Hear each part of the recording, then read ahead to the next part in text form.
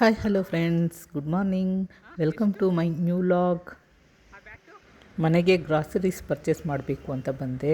But first ಬಂದಿರೋದು sports ಶಾಪ್ಗೆ. ನನ್ನ ಮಗನಿಗೆ ಬೇಕಾಗಿತ್ತು ಕ್ರಿಕೆಟ್ ಶೂ. ಮೊನ್ನೆ ಒಂದು ಕಾಶ್ಮೀರದ ತರಿಸ್ಕೊಂಡೆ ಒಂದು ಇಲ್ಲಿಗೆ ಬಂದ್ರೇನು ಬ್ಯಾಟು, ಶೂವು, ಗ್ಲೌಸ್ ಇದ್ರದ್ದೇ ಹುಚ್ಚು ನನ್ನ ಮಗನಿಗೆ. ಚೆನ್ನಾಗೇ ಇದೆ, ಚೆನ್ನಾಗಿದೆ. ಲೈಫಲ್ಲೂ ವಸ್ತಿಂದೆ ಅನಿಪಿస్తుంది. చూడు ಮಸ್ತಿಮದು కానీ ವೆಯ್ಟ್ ಇರಬೇಕಪ್ಪ. ಲೆದರ್ ಬಾಲ್ ವೆಯ್ಟ್ ಇರಬೇಕು. ಯಾಕೆ ಚೆನ್ನಾಗಿದೆ? ನೀನು ಆಡೋದು ಹೆಂಗೆ ಇಷ್ಟ ಆಗಿಲ್ಲ ಅಷ್ಟೊಂದು. ತರಿಸ್ತದ ಗಿಫ್ಟ್ ಚೆನ್ನಾಗಿರುತ್ತೆ. ಇದು ಯೂಸ್ ಮಾಡಿದೆ, ಇಲ್ಲಿದೆ ನೋಡಿ, ಇದಿಷ್ಟು ಹೊರಟೋಗಿದೆ. ಅದು ಈಗ ಪ್ರೆಸ್ ಮಾಡ್ತಾ ಇರ್ತಾರೆ. ಎಫೆಕ್ಟ್ ಆಯ್ತು. ಎಷ್ಟು ದಿನ ಬಂತು? ಒಂದು 4 ಮಂತ್ಸ್ ಆಯಿತು. ಬಾಕಿ ಎಲ್ಲ ಒಂದು 6 to 8 months ಅಷ್ಟೇ. ಹಾಂ, ಓಡ್ತಾ ಇರ್ತಾರ ಫೀಲ್ಡೆಲ್ಲ ಓಡಾಡ್ಬೇಕಲ್ಲ. ಇದೊಂದೇ ಮಾಡಲ ಇರೋದು ಅಜ್ಜಿ. ಹೆಜ್ಜೆ ಅದೊಂದೇ ಮಾಡಲು ಈಗ ಹಾಕಿದ್ರೆ ಚೆನ್ನಾಗಿ ಕಡಿಯುತ್ತೆ. ಇಲ್ಲಿ ಒಂದು ಸ್ಟಿಚಿಂಗ್ ಸ್ಟಿಚಿಂಗ್ ಮಾಡ್ಕೊಟ್ಟಿರ್ತಾರೆ. ಅಂಕಲ್ ಒಂದು ಸೈಜ್ ದೊಡ್ಡದು ಕೊಡ್ತೀನಿ. ಇಲ್ಲ ಹಾಕು ಯಾವ ಪೇಪರ್ ಇದೆಯಲ್ಲ ಇದೆಲ್ಲ ಹಾಕುವ ನೈಟ್ ಕೊಳ್ಳೋದಲ್ಲ ಸರಿ. ಓಕೆನಾ? ಸರಿ ಇದೆ ಅಂತೆ ನೋಡಿ.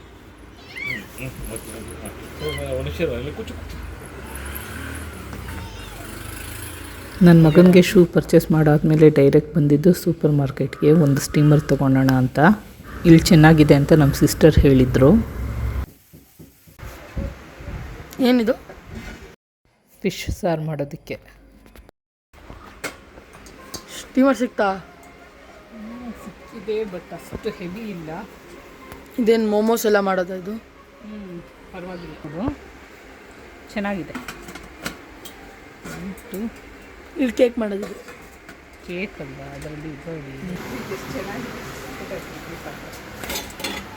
Idli. Spider man, I mean bat man.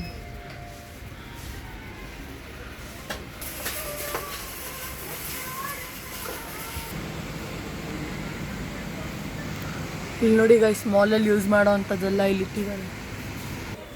Steamer ತೊಗೊಳೋಣ ಅಂತ ಬಂದೆ, ಬಟ್ ಇಲ್ಲಿ ಒಂದೇ ಒಂದು ಪೀಸ್ ಇದೆ. वो भी हेवी नहीं है, थोड़ा मुझको हेवी वाला चाहिए ಅಂತ.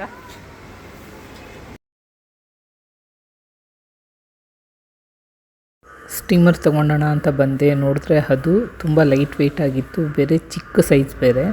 ನೆಕ್ಸ್ಟ್ ಟೈಮ್ ತೊಗೊಳೋಣ ಅಂತ ನಾನು ಸುಮ್ಮನೆ ಆಗಿಬಿಟ್ಟೆ. ಸೂಪರ್ ಆಗಿದೆ. ಈರುಳ್ಳಿ, ಪೊಟ್ಯಾಟೊ ಎಲ್ಲ ಇಡೋದಕ್ಕೆ ಚೆನ್ನಾಗಿರುತ್ತೆ. ಎಷ್ಟು ಅಂತ ಕೇಳು, ನೋಡು ಪ್ರೈಸ್ ಎಷ್ಟು ಅಂತ.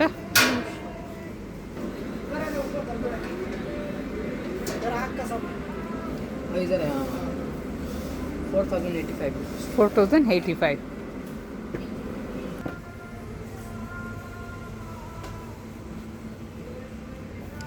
ವರ್ಲ್ಡ್ ಕಪ್ ಡಿಸೈನ್ ತುಂಬಾ ಚೆನ್ನಾಗಿದೆ ಅಲ್ವಾ?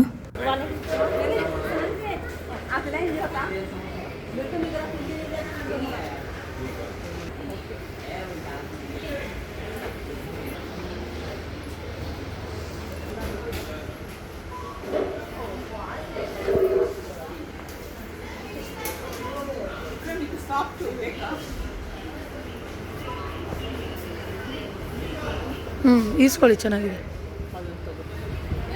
ಇದು ಕಲರ್ ಚೆನ್ನಾಗಿದೆ ನೋಡು. 4 ಜನಕ್ಕೂ 4 ಕಲರ್ ಬೇಡ.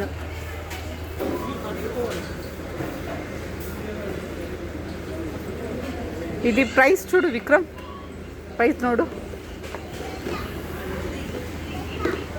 ಎಷ್ಟಿದೆ. MRP ಎಷ್ಟಿದೆ ಟೋಟಲ್? ಅಲ್ಲಿ ಏನು ಬೇಕೋ ಅದು ತೊಗೊಂಡು ರೆಗ್ಯುಲರ್ ಆಗಿ ಮೈತ್ರಿ ಬಜಾರ್ಗೆ ಬಂದೆ. ನನಗೆಲ್ಲ ಇಲ್ಲೇ ಸೆಟ್ ಆಗೋದು, ನೀಟಾಗಿ ಪ್ಯಾಕಿಂಗ್ ಮಾಡಿಟ್ಟಿರ್ತಾರೆ.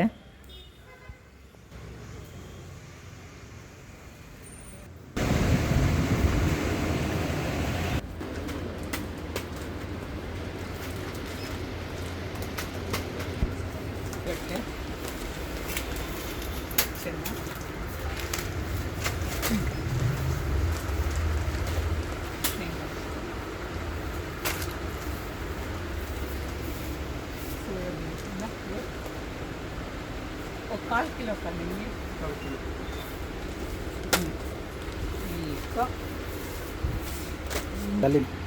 ಅಲ್ಲಿಮ್ 5 kg दीजिए ना।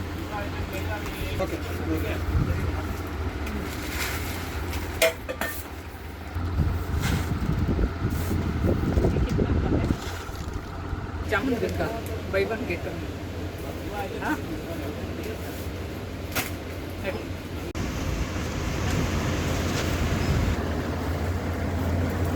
क्या फ्लेवर देखो।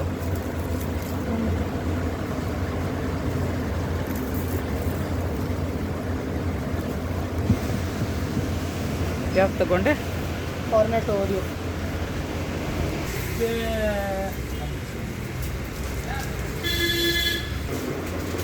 ಏನೇನು ತಗೊಳ್ತಿದ್ದೀಯಾ ನೀನು? ಚಾಕ್ಲೇಟ್. ಇಲ್ಲಿ ನಾನು ಪರ್ಚೇಸ್ ಮಾಡಿರೋದು ಬಜೆಟ್ ಪ್ರಕಾರ 1 ಮಂತಿಗೆ ಎಷ್ಟು ಐಟಮ್ಸ್ ಬೇಕೋ ಅಷ್ಟು ಪರ್ಚೇಸ್ ಮಾಡಿದ್ದೀನಿ. ಮನೇಲಿ ಯಾವುದು ಸ್ಟಾಕ್ ಇದೆಯೋ ನೋಡ್ಕೊಂಡ್ಬಿಟ್ಟು ಇಲ್ದಿರೋದನ್ನು ಮಾತ್ರ ಇಲ್ಲಿ ನಾನು ಪರ್ಚೇಸ್ ಮಾಡಿದೆ. ಆಚೆ ತಿನ್ನೋದಕ್ಕಿಂತ ಆದಷ್ಟು ಮನೆಯಲ್ಲಿ ಹೆಲ್ತಿ ಫುಡ್ ಮಾಡ್ಕೊಂಡು ತಿನ್ನೋದ್ರಿಂದ ನಮಗೂ ಹೆಲ್ತೂ ಚೆನ್ನಾಗಿರುತ್ತೆ ಮತ್ತು ಖರ್ಚು ಕಮ್ಮಿ ಆಗುತ್ತೆ. ಅದರಿಂದ ನಾನು ಆದಷ್ಟು ಮನೇಲೇ ಮಾಡೋಕ್ಕೆ ಟ್ರೈ ಮಾಡ್ತೀನಿ.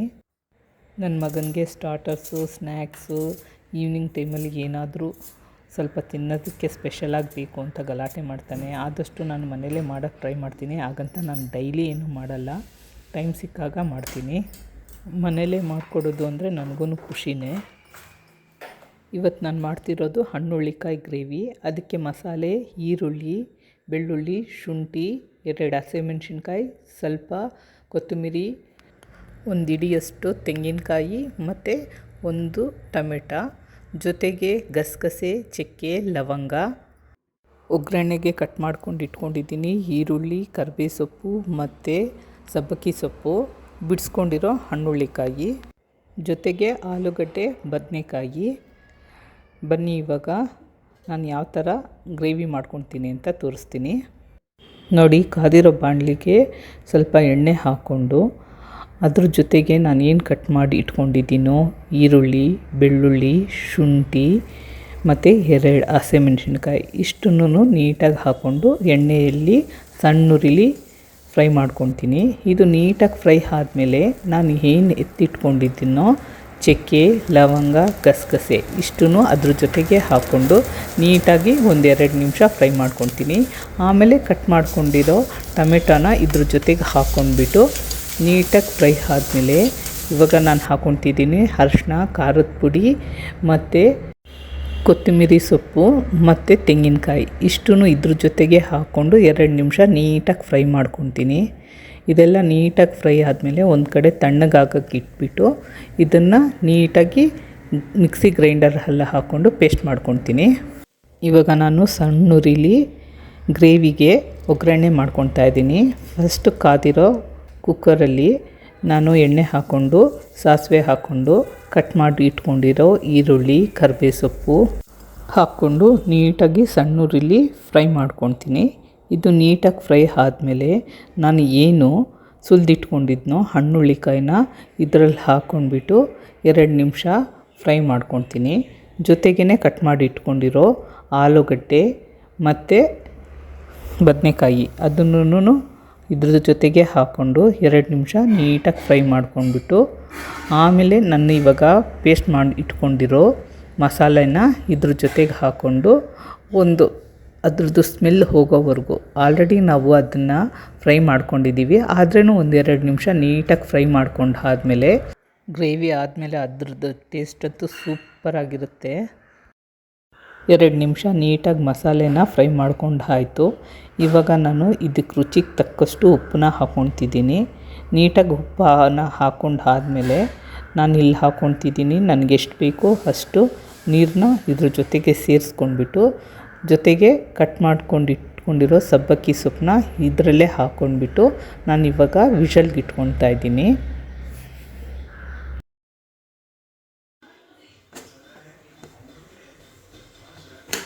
ನಮಗೆ ಬೇಕಾಗಿರೋ ಅಷ್ಟು ವಿಷಲ್ ಆದಮೇಲೆ ನೋಡಿ ಇವಾಗ ನಾನು ಓಪನ್ ಮಾಡ್ತಾಯಿದ್ದೀನಿ. ಇಲ್ಲಿಗೆ ಗ್ರೇವಿ ರೆಡಿ ಆಗಿದೆ. ನೋಡಿ ಇವಾಗ ನಾನು ಮಾಡ್ಕೊತಾ ಇದ್ದೀನಿ ಜೋಳದ ರೊಟ್ಟಿ. ಅದಕ್ಕೆ ಒಂದು ಪಾತ್ರೆಯಲ್ಲಿ ಮೊದಲೇ ನಾನು ನೀರು ಬಿಸಿ ಆಗೋಕ್ಕಿಟ್ಟಿದ್ದೆ. ಅದು ಇವಾಗ ಕುದೀತಿರೋ ನೀರಿಗೆ ನಾನು ಹಾಕ್ಕೊತಿದ್ದೀನಿ ಜೋಳದ ಹಿಟ್ಟು. ಈ ಜೋಳದ ಹಿಟ್ಟು ಹಾಕ್ಕೊಂಡ್ಬಿಟ್ಟು ನೀಟಾಗಿ ನಾನು ಮುದ್ದೆ ಥರ ಮಾಡ್ಕೊತೀನಿ.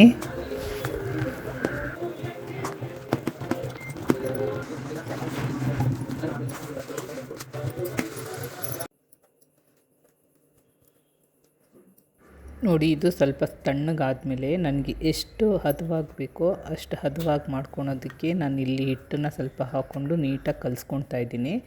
ಇದು ನೀಟಾಗಿ ಕಲಿಸ್ಕೊಂಡಾದ್ಮೇಲೆ ನನಗೆ ಎಷ್ಟು ಬೇಕೋ ಅಷ್ಟು ಗಾತ್ರದಲ್ಲಿ ತಗೊಂಡು ಇವಾಗ ನಾನು ರೊಟ್ಟಿ ರೆಡಿ ಮಾಡ್ಕೊಳ್ತಾ ಇದ್ದೀನಿ.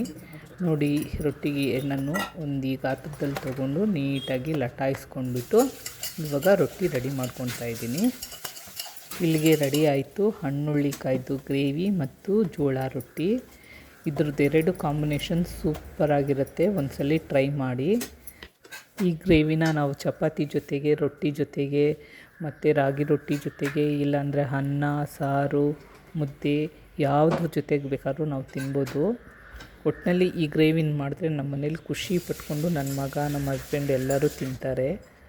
ಓಕೆ, ಇಲ್ಲಿಗೆ ನನ್ನ ವಿಡಿಯೋ ಕಂಪ್ಲೀಟ್ ಆಯಿತು. ಪ್ಲೀಸ್ ನನ್ನ ಚಾನಲ್ನ ಲೈಕ್ ಮಾಡಿ, ಶೇರ್ ಮಾಡಿ, ಸಬ್ಸ್ಕ್ರೈಬ್ ಮಾಡಿ. ಮತ್ತೆ ಹೊಸ ವಿಡಿಯೋ ಜೊತೆಗೆ ಸಿಗೋಣ. ಓಕೆ, ಬಾಯ್.